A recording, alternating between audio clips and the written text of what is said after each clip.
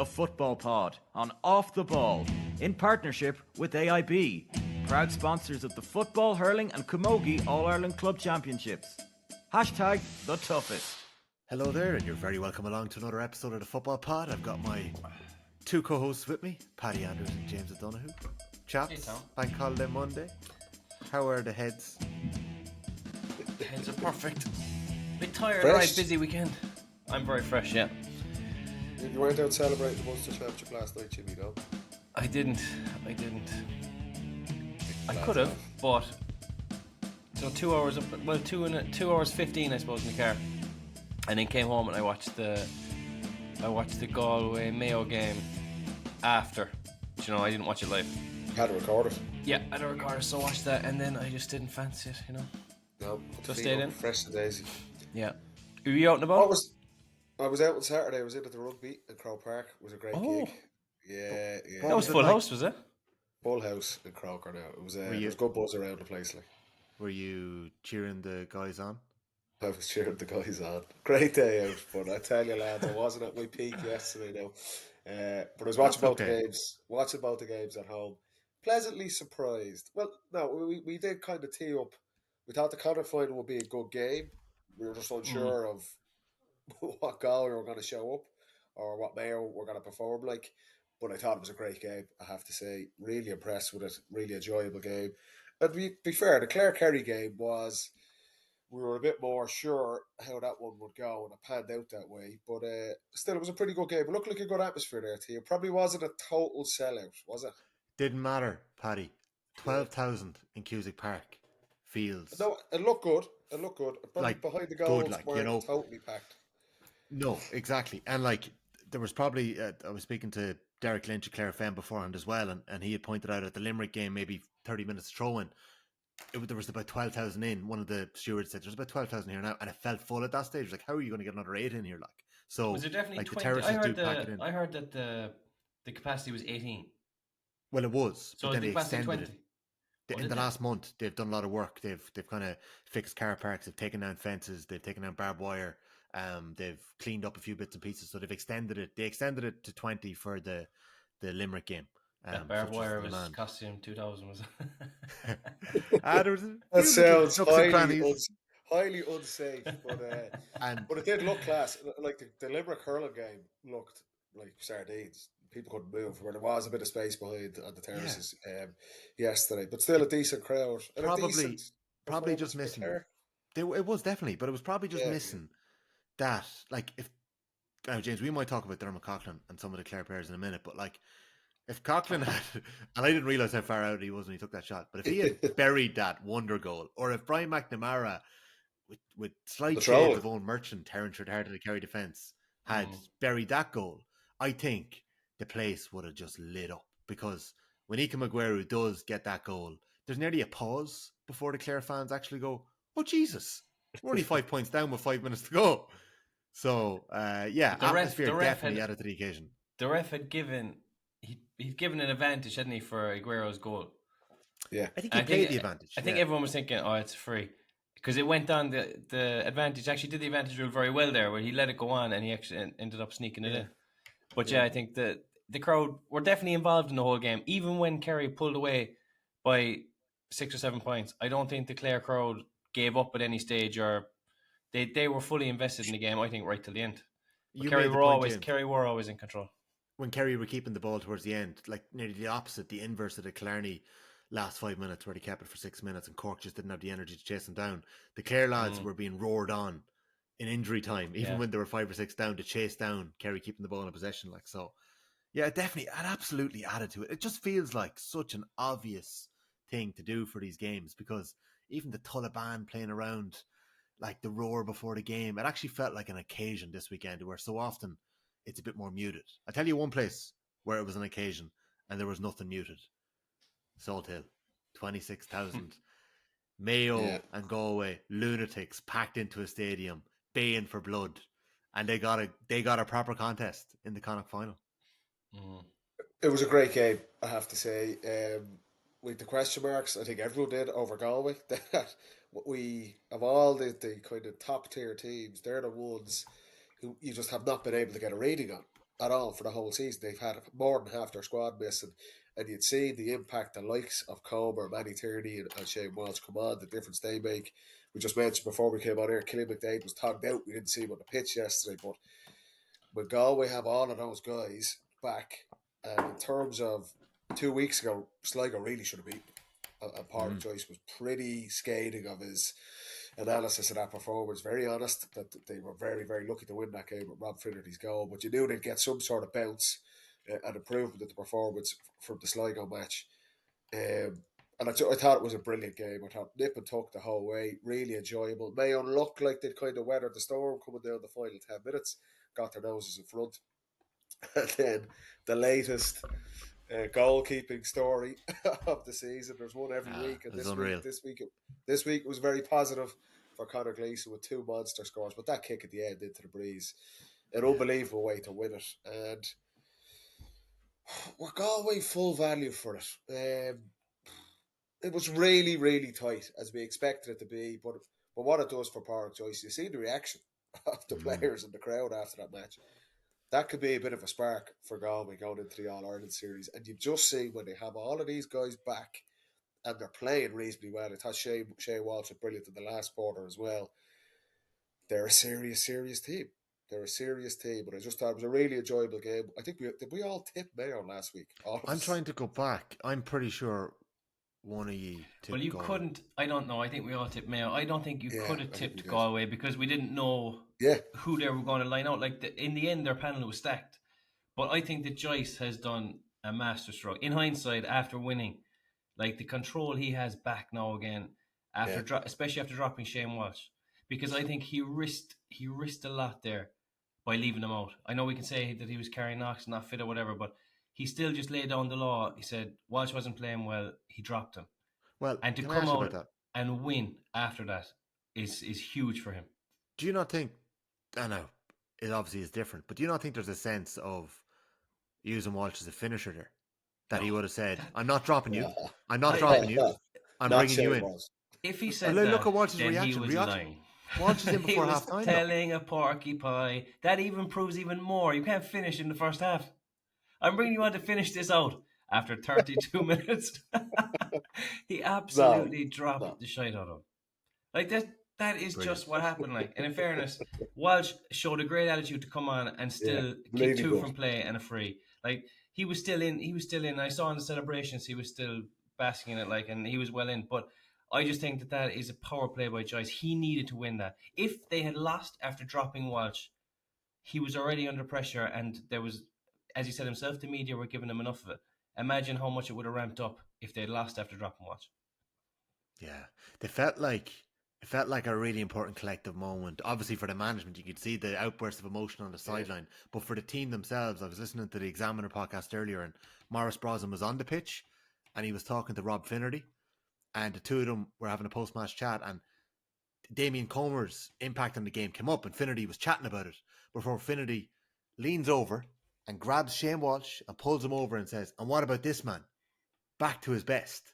And Walsh kind of moses off like, and that was that. But it just showed you that Finnerty just knew that his teammate Shane Walsh had stood up yesterday as well, because Walsh comes on in 32 minutes. He's quiet-ish. He's rusty. He struggled to pick up a ball or two. Fitzmaurice made a couple of comments about it on the commentary. But when that game entered the melting pot, he clicked into gear. He was. And what we said it last week, Tommy, like Walsh and Comer are the superstars of that team. That's the reality of it. When they're at their best, those two guys are shining lights. We've seen it in the past. And the challenge for Galway and Pádraig Joyce, and why, injuries has been a massive issue for them. If you look through last season where they underperformed, everyone was expecting them to kick on after the All-Ireland final appearance the year before. Walsh and Comer just didn't play well. When your key players are not performing at their peak, plus then you have 10 other guys injured, it's very, very difficult to have any impact on the championship. That's what we see with Galway last year and what we've seen this season today. But you look at, I thought Comer was exceptional throughout the whole day yesterday. I thought Walsh in the final quarter really stood up, as you want your big players to do. But also, having them back, we said in their absence over the last couple of months, it's been the likes of Rob Finnerty and Johnny Heaney who've been kind of leading the charge. They're the guys who are now the marquee players in the Galway team in the absence of all the other guys. Now, and they still performed yesterday. I thought Rob Finnerty is really, you can see the confidence he's gained from having to kind of be the main man in their absence. Johnny Heaney's added a real scoring threat to his game throughout the National League. He gets in yesterday again. And if you have those guys playing well, and then your main men are back and contributing like what Walsh and Comer did yesterday, Matty Tierney as well, shout out for him off the bench. Yes. Like Galway's talent is not in question. We've always said that. We just haven't seen them at all on the pitch. But that win yesterday, you could see the reaction. When our provincial championships, you got a lot of lip, but you could see the reaction of the management, the supporters, and the players. It was very noticeable that players celebrating that win yesterday.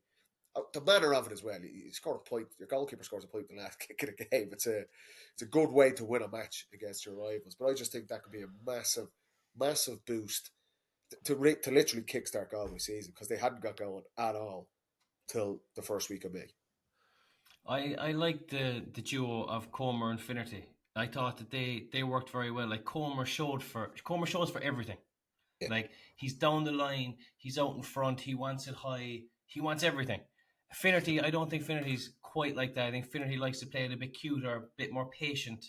Kind of likes to bide his time, maybe a backdoor cut and showing a loop. So I think that kind of that combination worked well, and it definitely suited Finnerty, because Finnerty doesn't want to be going for those balls, and he doesn't have the strength of Comer, but he's classier. He can take the scores when they're on. So I think that combination definitely worked well, because if you look down the other side at Mayo, and this game was a toss of a coin, anyone could have won, so we can't criticise Mayo that much, but I don't think they got as much value out of their performance. For the amount of ball they got, they probably got more ball in there, but didn't get as much of a reward out of it going in there. A lot came in. They seem not to kick it. They seem not to have maybe the option to kick it, or they didn't kick it. Well, Galway were very well set defensively, which they are, which is a credit to them. But to put too fine a point, I don't think their lads played well inside. Okay. You're looking at Aidan O'Shea, you're looking at Ryan O'Donoghue, who's obviously had an unbelievable start to the championship. They would have known that Galway's defensive system, which is quite good and has been over the last number of years, that it can be difficult to find spaces. It can be difficult to play against. You might get as many direct kick passes, I know, in the first half, particularly against Roscommon. In the semi-final, they would have used that a lot. But you've got to find a way to work around that. I thought Tommy Conroy was quite good in terms of he's just an exciting player. He is a handful. His agility is... Jack Lynn is on him, who's a really good man marker for Galway, but he's just so elusive. He will be an absolute pain in the arse to mark. But again, you're only seeing kind of glimpses of that as well. And again, you kind of say that Galway's bigger players performing a little bit better than Mayo's. Is that how tight this game is? How tight we expect it to be? But I think you'd probably look at that and say, yeah, that Galway got more change out of their attack. And look, a couple of minutes to go. Mayo wins this game by a point. Injury time. They're 2 up. In the 71st minute, they're 2 up. You can't throw Mayo under the bus either. Goff. A big win for them. There's so little between those teams. Goff nearly some of those. I've gone through this game twice now. I thought. Go on. What are you going to say? I'm going to say about his decision to hop the ball. Yeah. Okay. That was the kick out that O'Connor fouls. Mayo going to score off. Tommy Conroy. Yeah, there's one in it. Mayo on the attack. There's a foul on the Galway player, and he throws it up from the ground for a fella to take a quick free. He takes 2 steps forward before he kicks it. Darcy does, yeah. At that stage, it's so important, that possession. Just if he has to bring it back and say, or kick it from there, he hopped it. Oh, lads, if I was Joyce, the pressure that he is under, and if you were going to go 2 down and lose over that, you would have an absolute meltdown. I think they got away with that because... Well, there was 2 minutes later as well. 2 minutes later as well, there was the free where... Well, Kelly to Comer. He brought it back Kelly for the to Comer, and Joyce did lose it. Now, I thought Goff and his umpires had a very good day out. Thought they had done really well. Like the manner in which they called that goal line chance, they seemed to take their time over it and get it right. Johnny Maher's effort that somehow didn't go in when Liam Silk got it. That would have been some finish with the outside the right. Yeah. It was a lovely finish. It would have been a finish. The one that was cleared off the line by the Mayo defender. Outside of the boot finish, though. Oh, it was definitely on, I thought. The defender came from nowhere to block that, I thought. In my opinion, I thought it was a great finish because he beat the goalie. After that, it's great defending. Yeah. If you're chatting about Goff's couple of decisions, I think Goff will get a very handy free. Tommy Conroy and John Maher. No, not the one to win it. Well, the one to win it is possibly free. No, that's a straight. Loftus, he waits for the contact though. He waits for the contact. Well, how many times do you see that given the other way? Like, it's a bit high. I can see that given to Mayo, but the one Goff gives. And Finnerty kicks it over the one before that, where Tommy Conroy just gets the ball ahead of John Maher. And I can see Goff kind of thinks Maher is down on it. And he gives the free. I think it's the angle he's at. Never a free, yeah. I think it's Maher the angle Maher just goes in with his head. Yeah. He does a forward roll. Yeah. So for Joyce, I'd say maybe this played into... Goff was kind of thinking, was I a bit harsh with bringing those frees back that I'm going to give these two ones? Maybe not, but like we're talking about the margins there. I mean, Jesus Christ! Like Galway, it's a brilliant day for them. We're looking at Mayo. Why did they not perform? You know, any one of those calls, and Mayo win the game, and it sets them up. They're the Connacht champions and kind of carry things on with McStay and the momentum they have. So, well, I think he added. To be honest, I think he added to the game because there was blood and thunder throughout that game. There's a few things he called. Like, did you see Rob Finnerty kicking a point and patting the Mayo defender on the head? That was brilliant. He got away with that, but he gets caught then a few minutes later for John. And he got booked for that, and I think Jordan Flynn got booked for something similar. But Kevin McStay, is it an offence to rub his head? Yeah. That's sledging. Is that sledging? Yeah. Sledging, absolutely. Like, but I mean, if he did that, he didn't do that in isolation. Like, there would have been a toing and froing for an hour before that, you know. And then he's got a great score. That was a class score as well with the dummy and to throw it over with the fist. But like, it just showed the confidence Finnerty was playing with as well. Yeah, you get a great insight into a fellow when he does that, I think. But McStay, like in the kind of the madness of it all, McStay handled the question because it will come at you, a manager on the sideline after a game. What about those decisions? And after the game, moments after the game, he's in the huddle with the journalists, and his response is, David Goff is the best referee in the country by a mile. There were two teams out there driving into each other throughout the game. It was hard, physical stuff, and a very difficult match to referee because both teams wanted to win that cup so badly. We have no issues. He has refed us on good and bad days in the past, and that was a difficult game to ref. I would not have liked to referee it. So we got a couple of bounces at different stages, and then a few went against us, and that's the way the game pans out. Can we just pause on Damien Comer? James, what does he do so well? He's a powerhouse, and he backs his power as well. Like, he shows out in front time and time again. And what he does then is he turns and he faces up his man. His first thought is to go at you.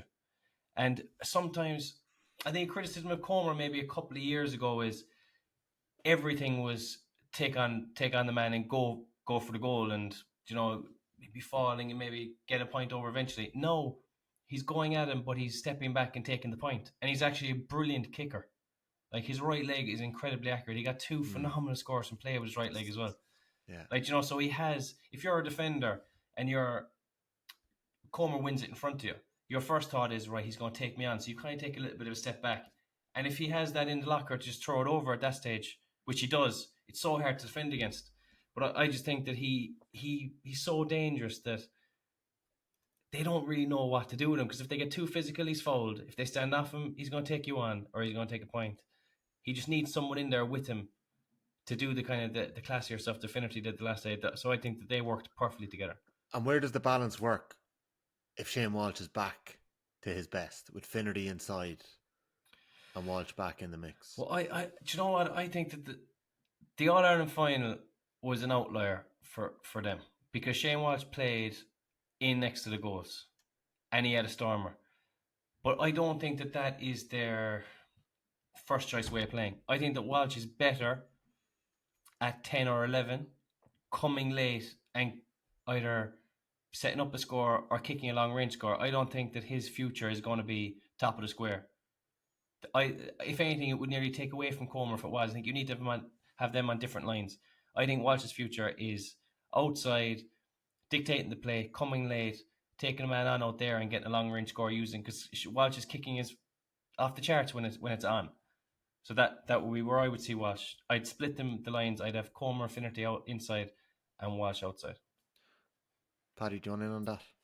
No, 100%. But Shane Walsh, his best strength, he's so elusive carrying the ball. You see the free he wins yesterday. He's so difficult to dispossess when he's running with the ball. That would I'd say, okay, he's 2-footed as well, which is a brilliant trait to have. But his greatest strength is carrying the ball, being an unbelievably effective transition player. Comer's greatest strength, he's just so aggressive. He is just a handful. And as Jimmy said, he wants every single possession. And if you remember, after 2022, which is Galway's best season in a long time, Comer's man of the match against Derry in the semi-finals, exceptional performance, and Walsh has his day of days in the All-Ireland final against Kerry, but they don't actually play well complementary in those games. I think Power Choice actually alludes to it after. Comer has a really quiet All-Ireland final. And you're thinking, well, Finnerty is, I agree with what Jimmy was saying earlier, he's a loop player. He's not going to win balls that Damien Comer wins. That's not his bag, but he's a really, really useful inside forward to have. We've seen that over the last couple of games. So Comer complements him. That he can kind of look nearly like my big brother's playing there beside me. He's going to deal with the long kick passes. He's going to take his man on. Because Comer's so direct, he naturally sucks in other defenders. And that creates that little bit of space for someone like Finnerty. And then also complements Walsh's strengths where he's coming from deep. He's setting up plays.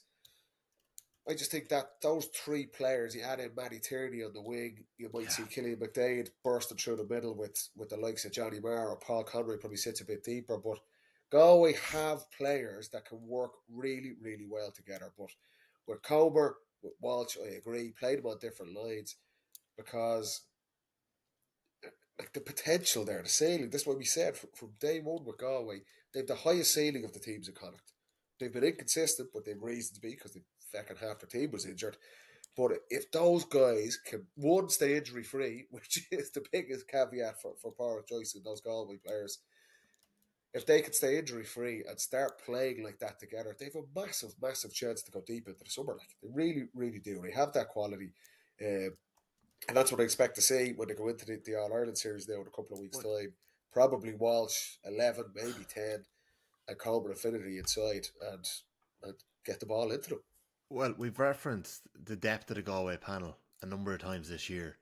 The impact that their bench made yesterday. Sean Mulcairn comes in to the full back line with 10 minutes to go. Daniel O'Flaherty, a youngish wing back in his early 20s, comes off the bench and wins a key free. Walsh kicking 3 off the bench. Johnny Maher and the impact he made. And you've already mentioned Matty Tierney, who won a couple of kickouts, was involved in tackles, and also fetched that Gleeson free that dropped short and slipped the Definity for that point. So that's depth. And finally on Mayo, right? Matty Ruan, we saw him back to some of his best form, kicking 3 points. Be fair to him. O'Donoghue shot some really nice scores from play. Fergal Bolden was probably quite quiet. Was withdrawn quite early. I was surprised by that. He was 40 minutes gone. He was taken off. They obviously did the Killian O'Connor, Aidan O'Shea switch again, where, you know, O'Shea, whenever he did get his hands on ball, seemed to be using it, but they weren't getting any joy off it in the way that Galway were getting the joy off Comer. So, do you know what happened there? When Comer has it, he's moving with such intent, right? He gets it and he's powerfully pushing off to get a yard or two. Fellas just kind of, they get teased into a high tackle. Do you know, like he has it, and next thing he gets swung around the neck, and it's a free. He actually got 2 of them the last day. He does it in every game because he's kind of looking to find a gap, and he goes with such intent. The fellas go, oh, he must be through here, and they stick out a hand and they foul him. Whereas I think with Aidan Shea, teams are more likely to be more patient defending because he doesn't quite have that power that Comer has in terms of they don't think he's going to get past me, so I can kind of just move my feet a bit quicker rather than sticking in a lazy hand. Comer, he buys so many fouls just because of the fear of the defender, I think. Yeah. I don't think we saw the best of Sean Kelly at the weekend, but there was one really key moment when Mayo were 2 up in injury time. Galway go on the attack in the 71st minute. Yeah. And Mayo turned them over and they break an attack. Back over again. And Kelly turns them back over again. I just thought, and you hear the captain's speech at the end, like, I just thought, like, you know, when we get Sean Kelly back, Mother and 2. So exciting. But it obviously leads us on to their next game, which is Galway against Derry on the weekend of the 18th and the 19th of May. That is round 1, and that is going to be a smashing game. That's in Salt Hill. That is in Salt Hill. on that weekend. They The got a second horrible game- group, Galway. Like for winning that, they got a horrible group. Yeah, but do you know what? Get the bodies back, keep motoring through it. I think 2 winning, weeks like, as well. they'll get so much more out of winning that though, James, wouldn't they? Oh, 100%. But it's just like your luck is out with that group. Really, they'll still get through it. But you're talking about going into a tough situation there, as opposed to some of the other groups. I think maybe a bit lighter. Yeah, Lighter for sure. working. I suppose we want competitive groups, don't we? So, Absolutely. But I just mean in terms of winning the All Ireland for Galway, their squad is going to be tested in the next 3 games. Like they'll come out of that. They'll either come out of that bouncing, or they'll come out of it with more injuries than they started. Going into it, it's going to be a lot. hopefully to keep the body. It's a nice run though. It's a game every 2 weeks. It's Galway Derry 18th, 19th of May, Westmeath Galway on the 1st or 2nd of June, and then Galway up against Donegal or Armagh in a neutral venue on the 14th or 15th of June. It's a very tough group. Yeah. The flip But side. the thing was, what I know we'll get to this. It's a couple of weeks away. But what is Derry's performance going to be like that day in South Hill? Yeah. After we touched on it with Mayo last year, that won the National League, were a form team through the spring. They have a bit of a howler in the opening day in the Connacht Championship against Roscommon. Then we don't see them for 4 or 5 weeks, and then they come down and absolutely blitz Kerry. So everyone's going to be able to go, what have Derry learned from that? What was probably the biggest night of the championship so far, when they were kind of ambushed by Donegal at home. So what Derry is going to turn up that day, because we know Galway, you would imagine an extra couple of weeks in the legs and the momentum they get out of winning that yesterday. What a game to kick off the All Ireland series that's going to be. So, What did you make of Joyce fighting back post match?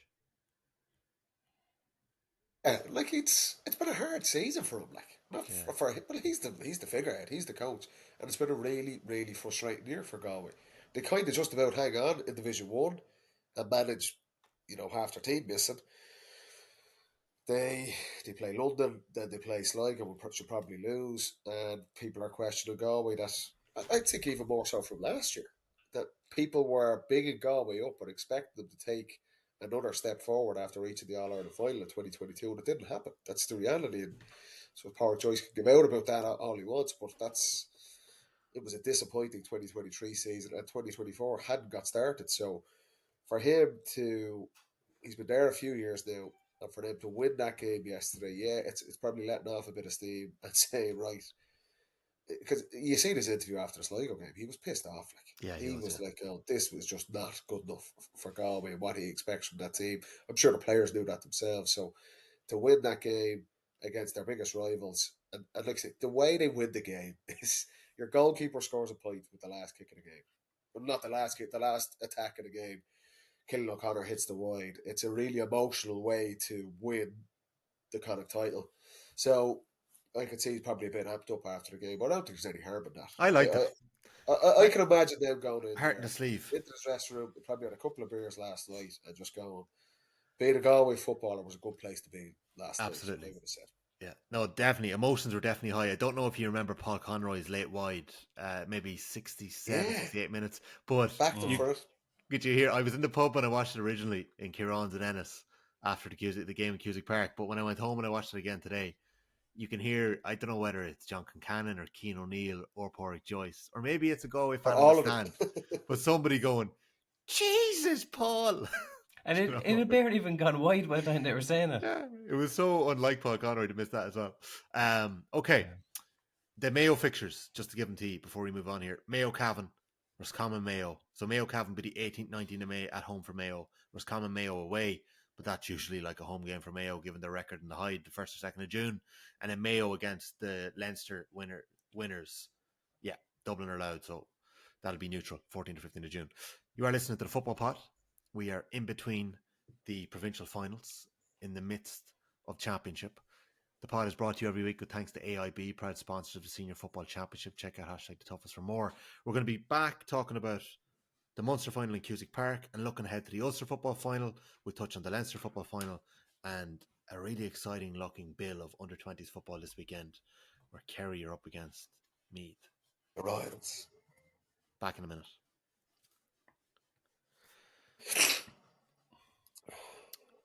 James O'Donoghue. Tommy Rooney.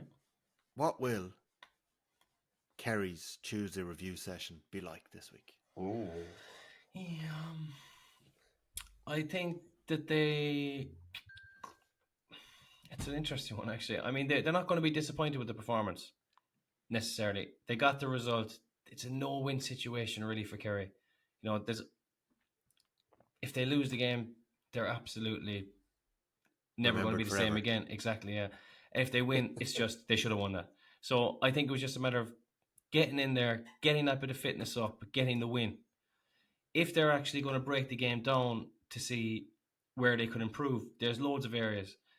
The first thing and the one thing that comes to mind, because it happened to our team as well, was they're not scoring goals at the moment. And I think it is something that just has to be brought up in the group again, just to almost refocus that if we're going to win this, points alone are not going to win it against the top teams. We're going to have to be getting a couple of goals a game and have that threat constantly. Barry Dan hits the bar late on in injury time, and Joe Connor has that shot saved by Stephen Ryan. Mm-hmm. They're the only real openings. Yeah. I mean, how many chances are you going to get either in a game? But it's just a matter of being clinical. You know, the top teams are getting 2 chances and they're scoring 2 goals. It's a small thing. It's definitely in the locker with Kerry. It's not a huge issue, but when you look at the score lines over the last couple of weeks and you see no goals constantly, it's like, oh, you know, maybe that's something they can work on. So I think they will work on it. Usually when Jack notices something like that and goes after it, there is an improvement. So I think that's the first thing they have to do. The second thing is just on the opposition kick out, you know, just to get the press right again, because as we said live at the game, I think it's going to be a feature of the championship that you have to be set from the kick out.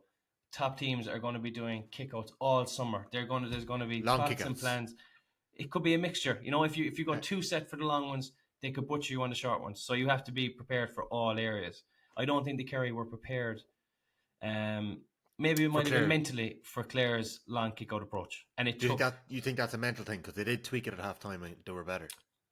It might have just been a little bit of focus and just a reminder, you know, that this is what's happening. We need to be sharper on it, because if you lose 2 or 3 kickouts in a row, that could be the game. You know, there could be 7 or 8 attacks off the back of that. You know, like it can have so much of an effect, a couple of kickouts. So I think that's the other thing they'll work on. After that, they got minute into the legs they'll be happy with, and they have to keep that. I think the Kerry's group is not the strongest. Like, they're not going into Galway's group. They're going into a very different group.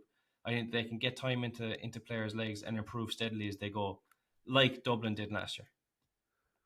Well, to be fair, I think that's what Kerry did that last year as well. That's the reality. You look through the start of last summer, the provincial championships.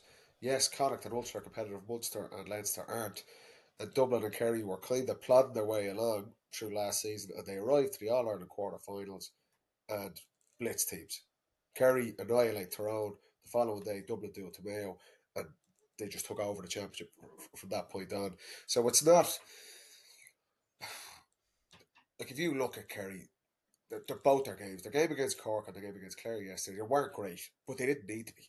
They're playing a Division 2 team and a Division 3 team, and that's the level the Munster Championship is at. And they kind of played that way. So it's hard to get a read on Kerry because they're going to be way better against better teams. Maybe there's a bit of, like, complacency is a bad word, but you know, Kerry are going to win that game yesterday. So that, it was the handling. It was kind of a little bit sloppy against Cork the first day. Yesterday, I agree, maybe goal chances and kickouts. I think defensively, and I've seen it last year, and we've seen it in both the games in the Munster Championship this year, they're being got at far too easily. Far too easily. Clare opened them up maybe 3 times, Paddy. Yeah. Really direct running. And yeah, we said it from the throw in, we said from the actual goal. Like, these are not once-offs.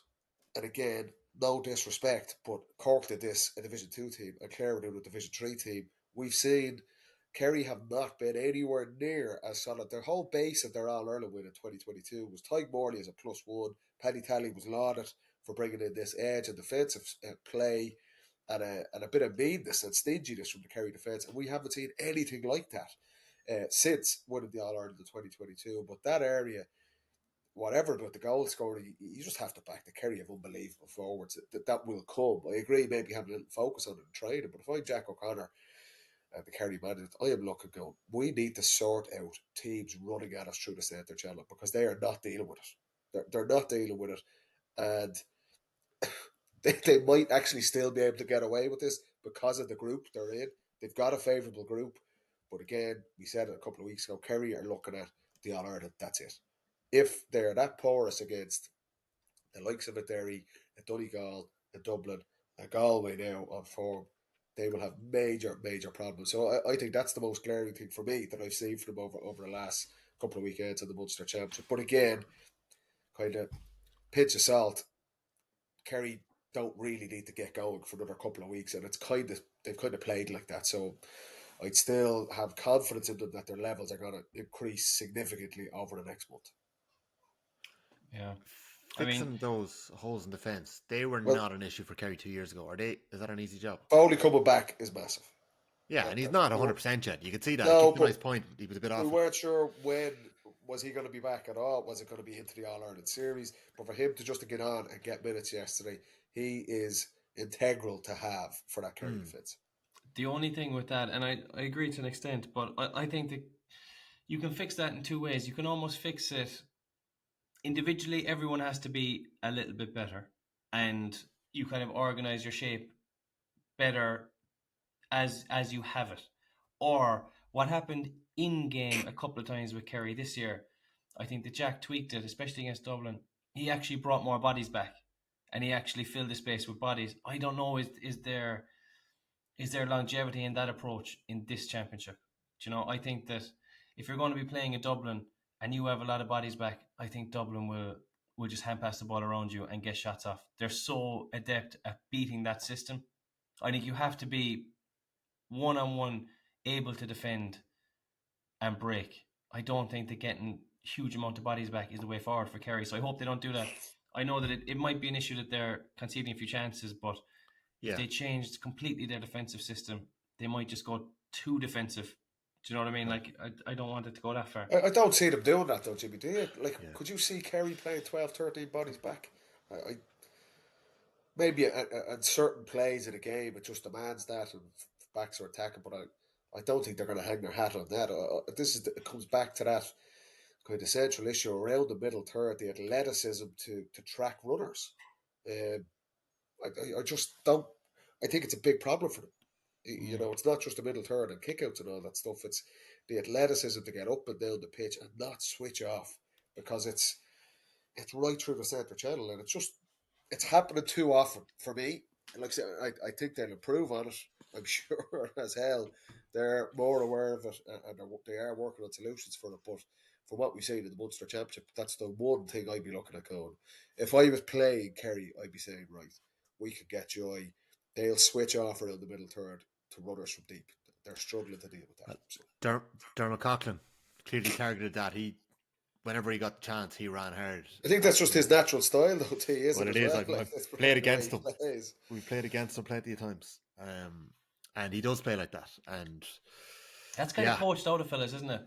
Like, you see Shane Walsh is so good at it, and Coughlin's so good at it, where even out the field, just drop a shoulder and take your man on. He creates absolute havoc.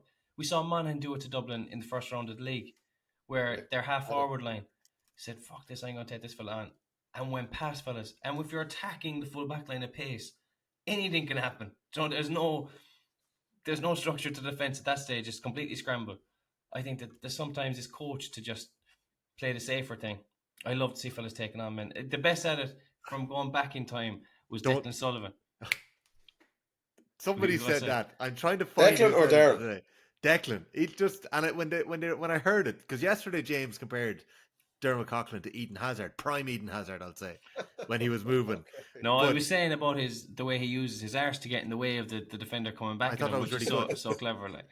I thought that was really good. But when I read the Declan, go tell us about this, because I thought that just it clicked. No, but Declan actually does the exact same thing. He used to get his arse in the way of the defender coming back, and actually, you'd almost dangle a leg. As you get in front of the defender, you'd actually dangle your leg so the defender could actually trip over you. It's so effective when you're taking on a man. But what article was it that said about him? was trying to find it there just as you were about to say it. Somebody had written it during the week. I can't remember who it was. You can torture a halfback there if every time you get it, you're taking them on. Yeah. Anyways, before we just get to a couple of things on Clare, quickly, I asked you the questions Kerry will be asking themselves. They've designed some bigger things later this summer. What are the things Kerry will be happy with? Tony Brosnan made an impact. Man of the match. Yeah, swung over 3 from play, which is exactly what he actually played 10.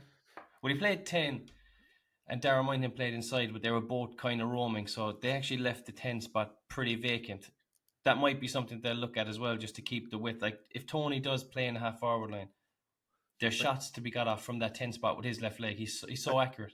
I was interested to see him being named to start in this game, and I was looking forward to looking at him, and he was very good. You know what it's like fighting for a spot in the Kerry attack. Did you have a feeling Tony Brosnan was going to have a big day when he was named to start and given a chance? I did. I had a bit of a feeling that he could deliver, because I think that we've struggled at times with that little bit of quality in the half forward line, just in terms of putting the ball on top of the toe, looking in, kind of little shimmy the hips and getting scores out from there. Sometimes teams these days are just gone, you have to attack as fast as you can, defend as fast as you can. Tony and these fellas, they can just steady up and do the thing that's a little bit out of the ordinary. He's technically very good, isn't he? That's is. never a question with him. It's No. probably maybe the athleticism, the aggression on the other side, but technically he's a talented player. You could see that in glimpses yesterday. So yeah, he's a corner forward. Like, if in Kerry, he'd be the best player in the county championship for Dr. Crokes playing corner forward. Like, so they're obviously trying to get a bit more quality into that attack, but still have enough work rate there, as you said, Paddy, to stop the runners, it's a balancing act, really.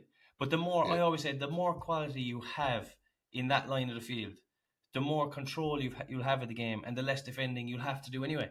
Whereas if you just load that area with hard workers who aren't necessarily as good in possession, they'll turn over the ball more, and they'll end up working harder. It's like, I'd rather have the quality. Yeah, I'd rather have the quality on the field and defend less. You want 6 Eden Hazards and Kevin Keegan as coach. Well, Dublin in the All-Ireland final last year lined up with like as much quality as they had in the forward line. Yeah. They went, what was it starting for? They went Kilkenny, they went Paddy Small, Paddy Small, Mannion, Costello. Mannion, that was it. Mannion, Costello and Basket. Like none of those fellas are giving away the ball willy-nilly either. Like, they're so in control of that possession.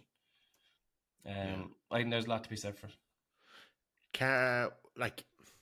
Look, I was in with the Clare camp last week, and I managed to do a piece of them in and around their training session. So I mentioned last week I thought they beat the spread. So I was hoping a big crowd would turn out, and for a young group, and it's an incredibly young group. I think the oldest player there was 28 yesterday. They had 2 lads, maybe 28.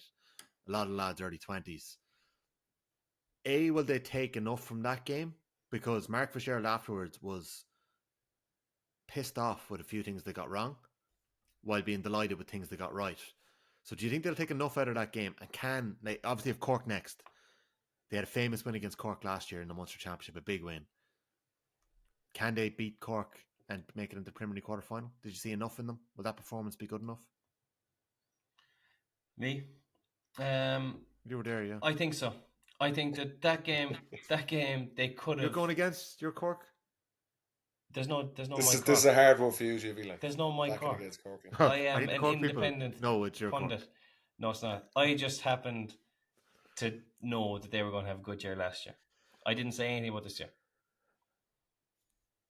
So I apologise again. You've called me up wrong so many times now. There's no need to take everything so seriously, James. Play nice to sometimes people take things we say in the pod too seriously. There's no need to take it that seriously. Anyway, Clare, right? I think that worst case scenario, they could have got pumped the weekend, and it would have finished their season. It would have been a disaster.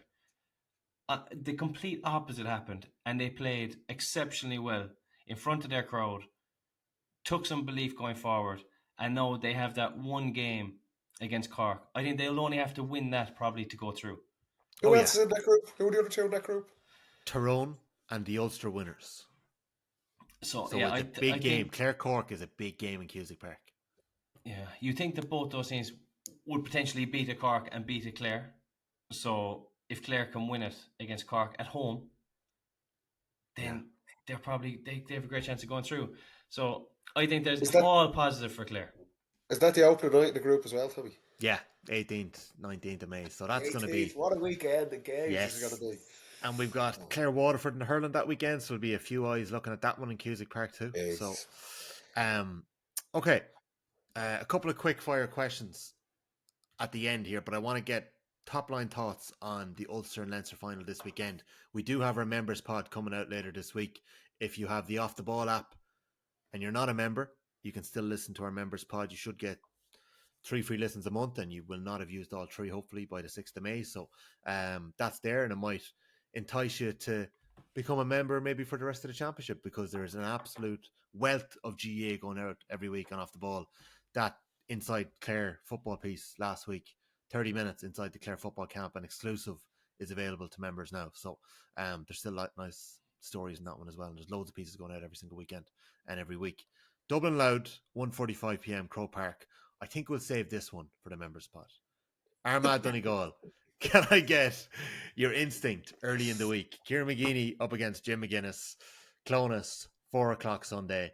This is going to be just like Galway-Mayo was. Just like Kerry Clare in some ways. This is going to have all the feels. This will be the third time they've played this season, and the other 2 games were not classics. Shadowboxing, Paddy. And I know that, but I'm expecting this to be a titanic tussle. Probably not a classic. Just by, I think, the way the 2 teams are set up. I have a sneaky feeling for Armagh this one, lads. Even we've given Armagh a lot of stick over the last probably 2 years. I was pitchside for their semi-final win against Down, and it wasn't great for them, but they just found a way to finally win a tight game. And realistically, they should have been putting Down to the sword a lot easier than they did. The big games, they have constantly underperformed. But I don't know. It's just like I have a hunch. I think they could dog this one out. I'm fascinated by it. Like I said, it's probably the more intriguing game of the provincial finals this Sunday. But my initial things, I don't think it's going to be a classic. It's going to be so tight, and I think Armagh might just finally nick one. Yeah. I'm a believer. I think just the tension, the crowd baying for it, I just think this has to develop into a classic. I think we will get what we're looking for. I think we'll get what we're looking for this weekend. Where's it on again? Clonus. So full house and Clonus. I just think it'll we're be going to tight and intriguing, but like I'm thinking like 119 to 117 type game. No, I'm not. But it doesn't have to be. It doesn't have to be. Mayo Galway felt like an unbelievable game, and it was like 11-10 after 60 odd minutes. It was low scoring, but it was very, the intensity was high. Yeah. Do you know why that was so good though, James? The contests in the game. That's what made it so good. There was fellas battering each other for every ball, and we're going to get that again this weekend. Sorry for interrupting you. Go on ahead. You'll definitely get that. No. I was just saying that I think it's a big test for McGeeney, because Jim McGuinness is getting all the praise in the world at the moment. He's the best thing since sliced pan, which is... Why, are you talking about yesterday's Sindo column? And Brolly. The flip-flopping. Brolly, sick. But Brolly does more flip-flopping than RTE. So what was Brolly saying yesterday? He's just Jim is his best friend now. Jealous of all the Donegalness in the Donegal camp, and that Derry are stuck with Mickey Hart. Like a month ago. Jesus. He said that Mickey Hart was welded to the trophy every time Tyrone won the championship, and it was all about Mickey Hart winning it instead of the players. Very harsh. I don't know where. I just thought, Paul. I'd say if you went through the football pod, you could find a lot of occasions where we may say one thing and then a few weeks later say something different. But Paul Fitzpatrick's written a column in the Irish Times that kind of, and I felt this yesterday reading the column about McGuinness. It seems Jim McGuinness has changed his ways, at least in the opinion of columnist Joe Brawley. Back in 2015, Brawley painted a grim picture, writing, Jim's guiding principle is control. He dominated nearly every aspect of his players' lives. Brawley went on to mention a typed behavioural contract, which each Donegal player had to sign when the squad met for the first time in 11. It was the beginning of a dictatorial masterclass, where an atmosphere of paranoia surrounded the squad.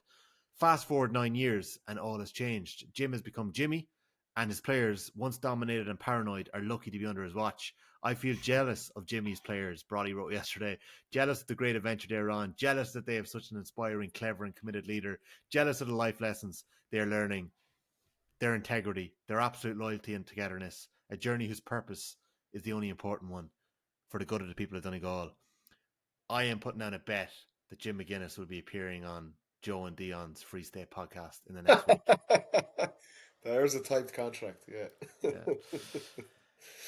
You're entitled to change your opinion. You are, and McGuinness, you know, he has given us plenty to chat about so far this year. What do you think, Jimmy, for Sunday? I'm very much with you in this. It's so hard to call, but I have a niggling feeling for Armagh. I think that they'll have done a lot of homework. I think that they'll have watched those games Donegal have had, and they'll be able to just maybe lull them into thoughts and security. Who do you think's a better team? I don't know.